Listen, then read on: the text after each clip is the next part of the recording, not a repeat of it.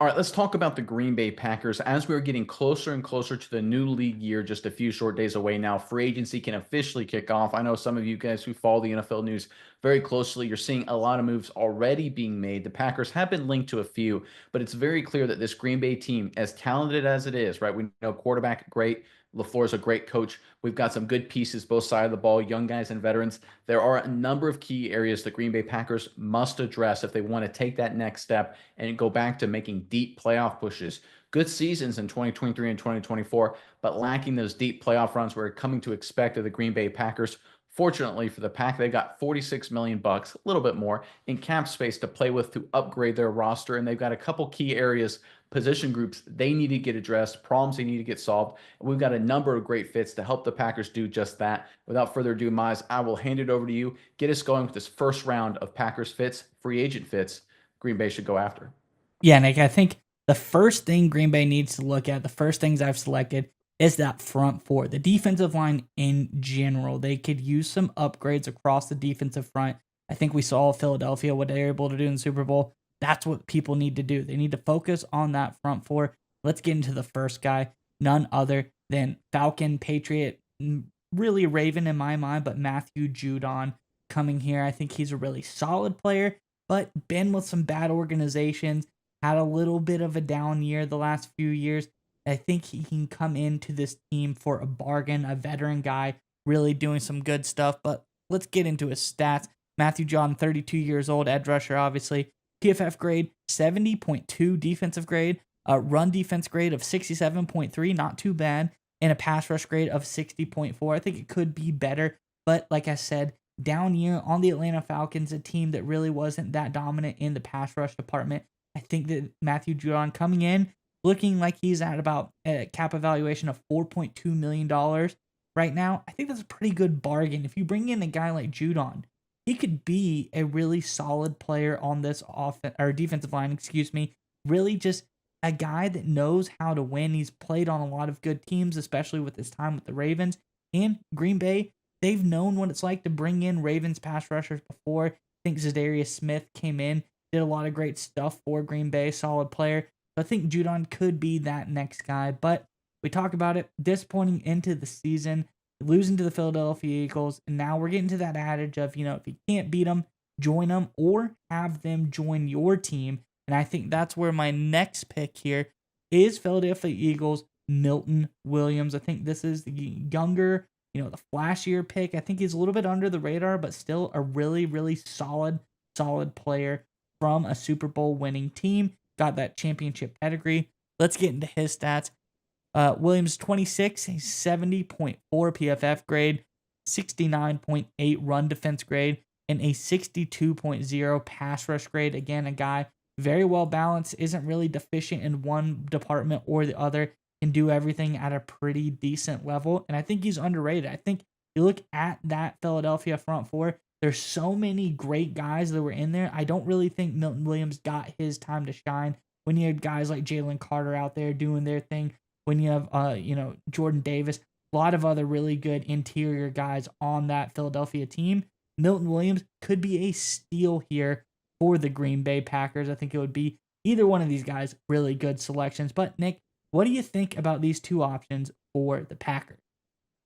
So this is the first of a trend you're going to see for people watching this video about the Packers having two different avenues, right? This is a great example of it. So addressing their front four, they can go with the grizzled vet, wrong side of 30, past his prime, but championship playoff experience that will probably be on a little bit of a discount. Or you can get the young player in his prime, in which you have to pay market price, maybe even a skosh above market price to bring him into the fold. And that's what you're seeing here with Judon and Milton Williams. And I think the Green Bay Packers, I honestly think they should go with Milton Williams. I think he's one of the more underrated players in football. He was a just disruptive force on the defensive line. Wasn't the biggest name for the Philadelphia Eagles, but a lot of times, as everyone knows, sometimes it's not that biggest names. It's the guys who are willing to do the dirty work, the guys who make those kind of plays with limited opportunities. And that's what Milton Williams is. Whoever he signs with is going to get a heck of a player. I'm a big fan of Milton Williams and what he's done in the National Football League up to this point in his career. That being said, I think the Packers go with Matthew Judon because I think it just makes sense with who the Green Bay Packers are. Judon is the safer pick. He's the cheaper pick. It won't break the bank. It won't risk long-term salary cap situations because it'll probably be a 1 or 2 year deal. It'll be a discount, right? You said his valuation is around $4 million. They could probably get him for maybe 4 to 5 million. That's it on a 1 year deal. Bring him in. Hope he gets 8 sacks. If he only gets 2 or 3, it only costs you $4 or 5 million. The problem I have with that strategy is if you're the Packers, you end up right where you ended up last season. Good season, winning record, make it to the playoffs, maybe win a playoff game. Most likely not a Super Bowl team. Going after a guy like Milton Williams, bring him into the fold, paying the dollars gives you a chance to be a title team. And I think right now the Packers, I know a lot of people kind of forget about this because when you talk about the NFC, everyone's excited with Philly. Everyone looks what's happened with the Bears and Ben Johnson. The Lions are fantastic, right? But the Green Bay Packers are one of the more consistent, really solid teams in the entire NFC. And I think a lot of people don't give them the credit that they deserve, especially what LaFleur has done. But the reality is they're a good team needing to become a great team, and they need to be aggressive in order to do that. Signing Matthew Judon is a good, solid, safe move. I love the aggressive move going after Milton Williams. I think the Packers really need to address some issues when it comes to this defensive line. We think it's a good group, and all in all, it's a solid group, but the numbers indicate there are some real flaws. They were 24th in run defense, they were 17th in pass rush. They need to address some issues. They got some young playmakers. I love Edgerrin Cooper. We talked about his film all the time. He's a superstar. Gary's still a great player, of course. They've got a lot of great pieces. Lucas Van Ness, I will say this, he's been a disappointment. But overall, it's a pretty solid group up front. They just need a playmaker inside a disruptive force. I like Milton Williams more than Matthew Judon. I think they should get Williams, even though it's likely the Green Bay Packers leadership will go with the Judon direction. But speaking of leadership in Green Bay, when it comes to leading the offensive line, there's no position more important than the center position, and that is the next area of need. I'm talking about two great fits for the Green Bay Packers. And we'll start with our first guy here. This is Drew Dalman from the Atlanta Falcons. Dalman, of course, is one of the more underrated players among any offensive lineman in the NFL. The Falcons have a good offensive line. Everyone kind of knows it. Bergeron, their young guard. Lindstrom's one of the better players in all of the National Football League. They run the ball really well in Atlanta. That's how they've operated for a long time. Dalman doesn't really get the credit, but he's just a darn good football player. And if you look at his numbers, they're fantastic. His overall PFF grade is 82.3. His run blocking grade is 90. That's outstanding. His pass blocking grade is 53, which at first glance looks terrible. But then you have to understand that the Atlanta Falcons, in terms of schematically how they handle the offensive line up front, they put their interior guys in a lot of really tough situations. Normally, especially the center position, you're working a lot of double teams, or if you're one-on-one, it's against a run blocking, run defending nose guard, excuse me, not a great pass rusher. The Falcons don't live that way at all. They're trying to always sell the run, get guys in space, puts their offensive line in a lot of tough position, especially the center and the pass pro game. Not a great year statistically because of that for Dahlman, but I think he's a good player. Packers operate a little bit differently. His numbers would be much better in the LaFleur offense. I think Dahlman, again, we're talking about the young player coming into his prime. You'd have to pay up a little bit more than market value, or at least market value at bare minimum to get him. Now, again, if Green Bay doesn't go that route, we have the second option for you guys. Let's pull up the next guy, and that's Ryan Kelly. He's a guy that's kind of forgotten, but he's been a solid, steady center for really a decade now, almost at this point. Had a really good college career as well. Is he absolutely spectacular? No. But if you look at his grades, he just doesn't have any real weakness. And I think this has been Ryan Kelly's definition of his career. Good, not great, but never terrible. If you look at his numbers, his overall PFF grade, 77.2. Run blocking grade is 75.2. His pass blocking grade is 78.3. That is a heck of a cluster, right? If you compare that to Dahlman, 90 run blocking grade, that's Hall of Fame stuff. 53 pass blocking grade. Need a little bit of work there, although, like I said, the Atlanta offense is challenging when it comes to that. You look at Kelly, completely different dynamic within 2 or 3 points of everything. That just speaks to his consistency, his lack of weakness, but at the same time, lack of elite dominance. So I think that goes to what the Green Bay Packers are looking to address in the offensive line. And again, if you're in a win now kind of mode, or at least have a win now opportunity, I love being aggressive. Like, you're aggressive with Williams, be aggressive with Dahlman, right? The safer pick, just like Judon was, again, other side of 30, Kelly here, other side of 30, steady Eddie, not expecting a whole lot, don't have to break the bank for him. I can see the Green Bay Packers wanting to go that route, but I'm going to try and pull them back in to trying to be more aggressive. We saw the Eagles were aggressive last year. They made it to the Super Bowl and they won the darn thing. Being aggressive is what wins in the National Football League if you're in a win now mode with the right coach, quarterback, and talented pieces. The Packers have all of those things. They just need to be more aggressive. And I think my opinion here, going after Dahlman is the way to go. But Ryan Kelly, good player. I just like the more aggressive play here. And Miles, I will ask you this. Between these two guys, what are your thoughts with the Packers?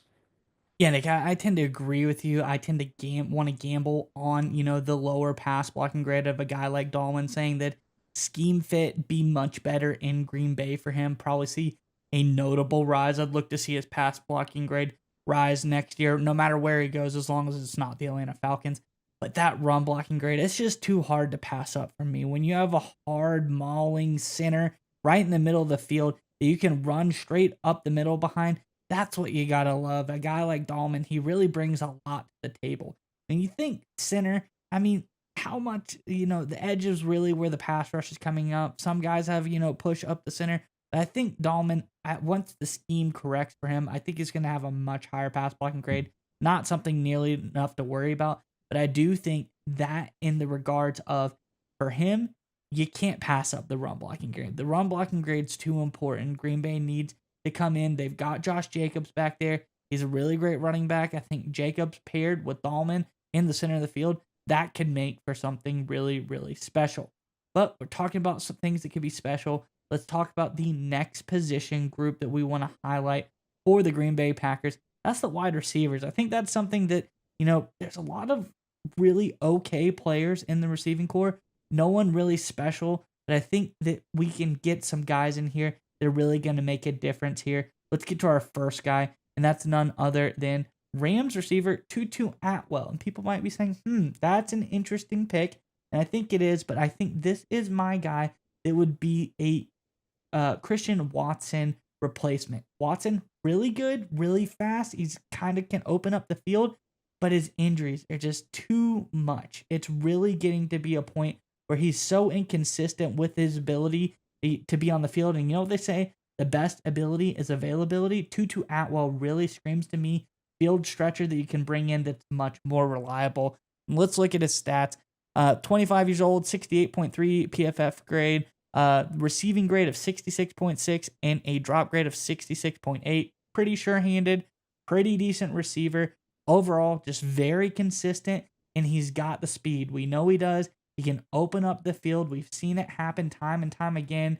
Atwell just really a solid field stretching option for this Green Bay team. But that brings me to my second point, kind of the more star power name, the one that people know more.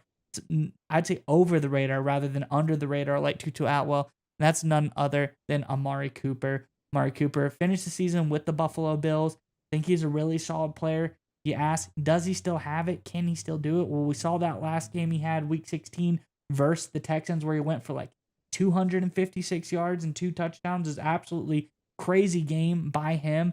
I think this was a really good game for Cooper, showing that he still has the stuff to be a really, really impressive receiver. And I think he's the more well-known name, the more expensive name. But let's look at his stats now.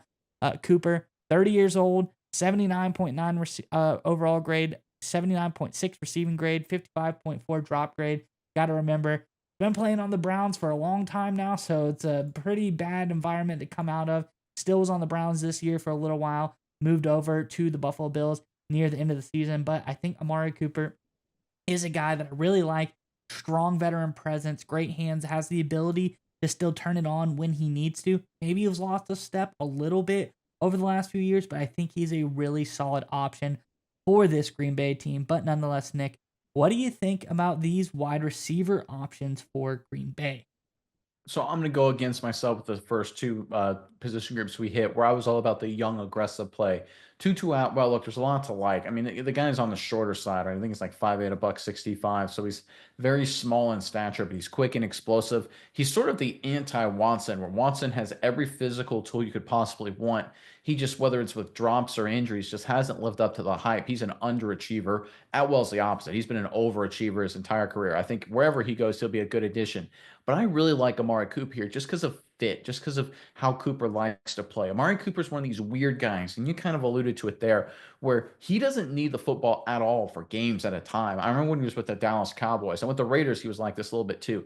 He'd have a game, 3 catches, 25 yards. The next game, 4 catches for 30 yards. The next game, 11 catches for 250 yards and 3 touchdowns. And then the next game, 1 catch for 12 yards. And then the game after that, 10 catches for 200 yards and 2 touchdowns, right? And it averaged out to a really nice season, a Pro Bowl season, but it was a very oscillating kind of performance kind of stuff, right? It was dominating, winning the game, and then disappearing for a month. And honestly, in a weird way, that's what the Packers kind of really need, right? They've got a lot of really solid guys.